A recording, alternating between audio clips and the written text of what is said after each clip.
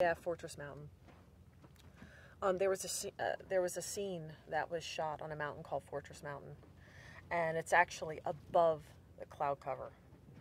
And I can't believe it was, it took miles and miles to get there. It literally is, when I say it's vertical, it's literally like this. You're grasping to hold on to the side of the mountain. You're really hanging along the side of it.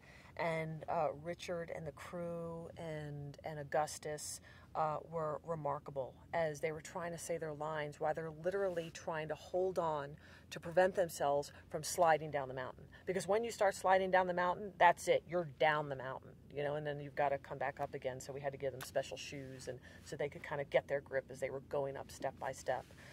It was exhausting. It was exhausting. I think one of the things, though, I was talking with Richard very briefly, and he said this gives you a better sense of what it was like for the actual individuals to go through this trek and go through this journey. And some of them showed up in suits or dresses, and they didn't have the amenities that we have today. I mean, God knows how they made it over. God knows how they survived.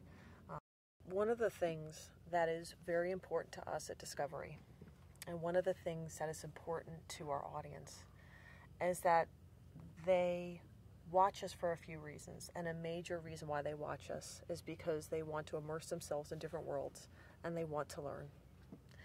And I really hope that people will see the series.